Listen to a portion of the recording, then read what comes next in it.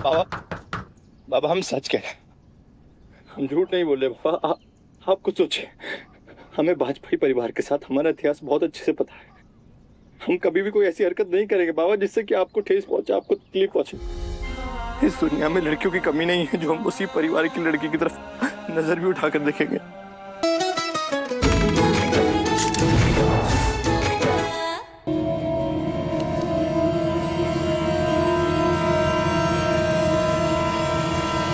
वैसे तुम्हारे घर की दीवारें तुम्हारी असलियत बता रही है माते।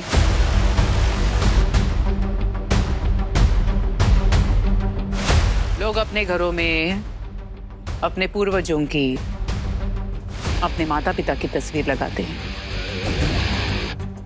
पर तुम्हें तो पता ही नहीं कि तुम्हारा बाप कौन है, तुम्हारा खानदान क्या है।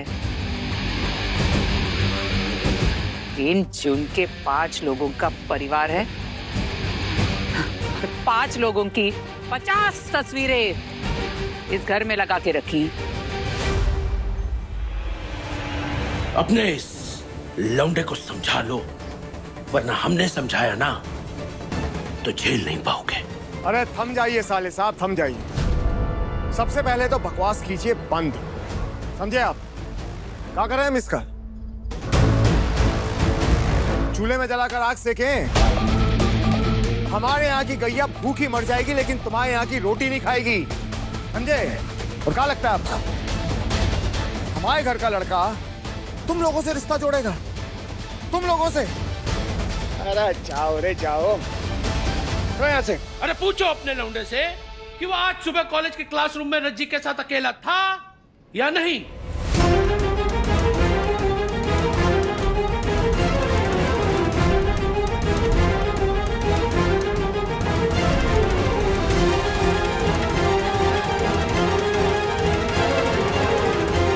सुन बे 2 टके के आदमी, तुम्हारा लौंडा हमारी बिटिया को कॉलेज में छेड़ता है। ये कार्ड तुम्हारे लौंडे ने हमारी बिटिया को दिया है, पूछो इससे।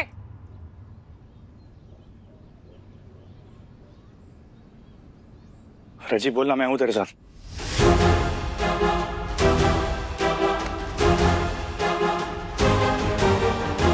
रजी, तुम्हारी भानुमा तुम्हारे साथ खड़ी। सच बता दो इस 2 टके के इंसान को।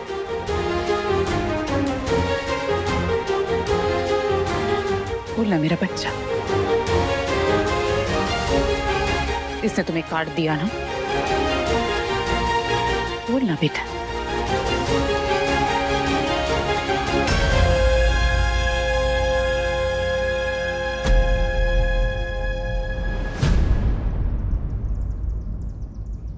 रज्जी,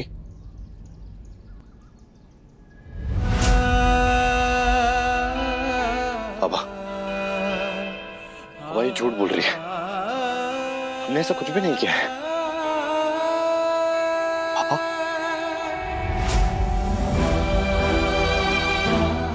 आज तुमने हमारी गर्दन शर्म से झुका दी धीरज। अपनी गरिमा को लेकर कभी कोई लड़की झूठ नहीं बोलते।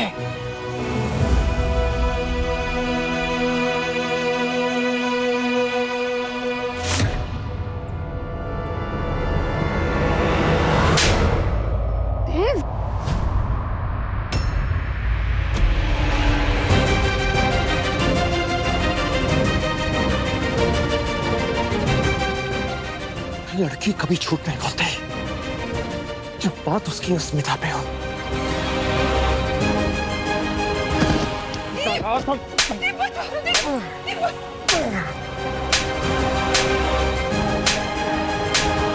हम तुम पे विश्वास करेंगे, इस लड़के पे विश्वास नहीं क्या करेंगे हम?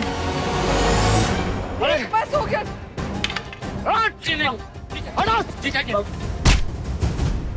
काहे झूठ बोलेगी एक लड़की? काहे झूठ बोलेगी? एक लड़की की इज्जत उसकी सबसे बड़ी गहना होती है। काहे झूठ बोलेगी? काहे झूठ बोले? काहे झूठ बोलेगी? बोलो। ऐसे मामलों में लड़की झूठ बोलना तो दूर, सच भी छुपाती है। चलते हो कहाँ है? क्योंकि उसकी बदनामी होती है। बदनामी होती है एक लड़की की। काहे दिया उसको कार्ड? काहे दिया? काहे हट जाओ, वरना सच कह रहे हैं तुम्हें भी घसीट घसीट के मारेंगे। बाबा बाबा हमारी बात सुनिए, हमने कोई कार्ड नहीं दिया उसे। बाबा प्लीज हमारी बात सुनो। औलाद, चलो, लड़ने झगड़ने दो इन घटिया लोगों को। चलो। आज हम तुम्हारा पक्का इलाज करके ही रहेंगे। बाबा हमारी बात देव!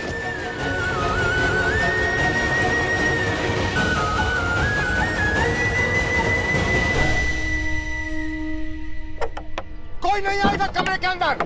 बाबा हमारी बाबा हमारी बात। चुप। देव! बाबा वो लड़की झूठ बोल रही है। बाबा बाबा हमने कुछ नहीं किया। बाबा वो हमें फंसा रही है लड़की। धीरज झूठ क्यों बोलेगा? बाबा देव दरवाजा खोलो। कोई नहीं आएगा बीच में। देव दरवाजा खोलो, तुम्हें मेरी कसम है देव।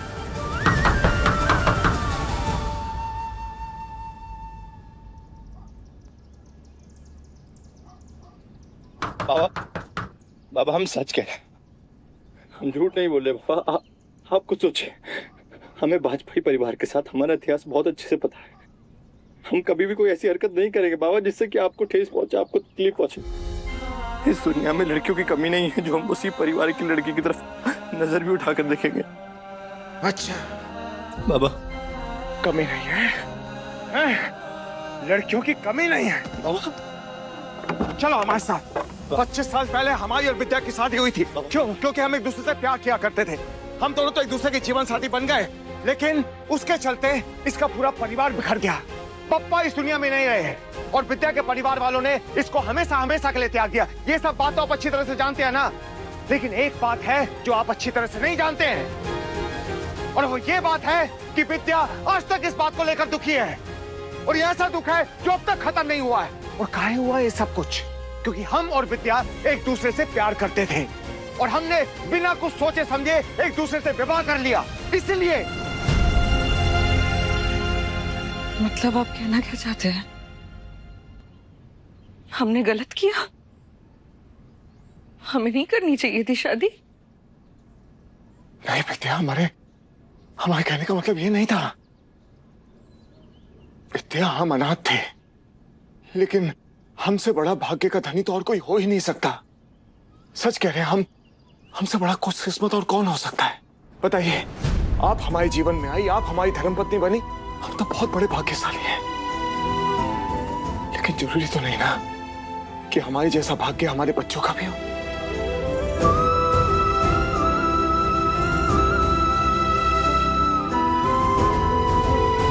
आपने हमसे विवाह किया, लेकिन आप अच्छी तरह से जानती हैं इस एक रिश्ते के लिए आपको सारे रिश्ते तोड़ने पड़े। इसलिए हम नहीं चाहते कि हमारे बच्चों के साथ में ये सब कुछ हो। हम नहीं चाहते कि इतिहास इस घर में वापस दोहराया जाए, क्योंकि जब आदमी प्रेम विवाह करता है ना, तो उसे सिर्फ एक रिश्ता मिलता है, और उस एक रिश्ते के लिए बाकी सारे रिश्तों को उसे त्यागना पड़ता है। याद रखना ये बात। और क्या कह रहे हो तुम? तुम्हारे और रज्जी के बीच में कुछ नहीं है ना? आओ हमारे साथ, आओ।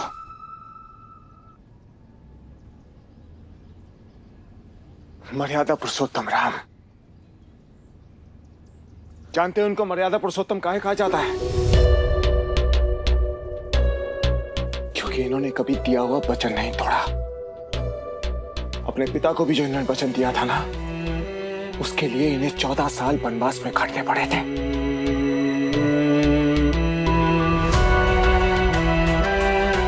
लेकिन वचन से कभी पीछे नहीं मुड़े।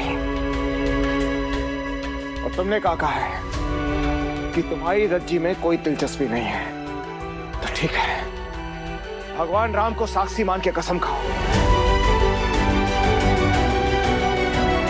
कि कभी अपनी मर्जी की लड़की से शादी नहीं करोगे। जब भी शादी करोगे, हमारी मर्जी की लड़की से शादी करोगे।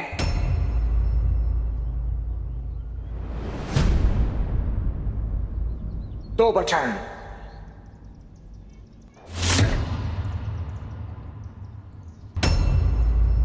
भले इस संसार में लड़कियों की कमी ना हो, लेकिन तुम किसी लड़की की तरफ आंख उठाकर नहीं देखोगे।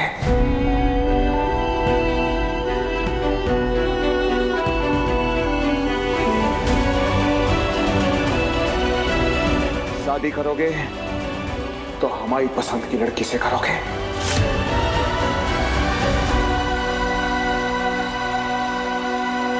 कसम खाओ धीरू। बाबा, आप हमारे लिए किसी भगवान से कम नहीं। हम आपको वचन देते हैं, जिस लड़की से आप हमारी शादी तय करेंगे, हम उसी से शादी करेंगे। उसके अलावा दुनिया में चाहे जितनी भी लड़कियां हो, कभी भी किसी लड़की की तरफ आंख उठाकर नहीं देखेंगे। ये वादा है हमारा।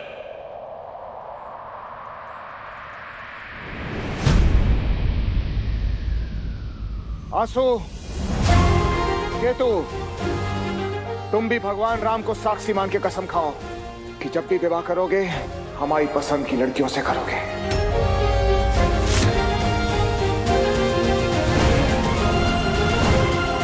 पता है नर्मदा, तुम्हारे साथ मामूली सा मोमेंट भी ना स्पेशल मोमेंट लगता है।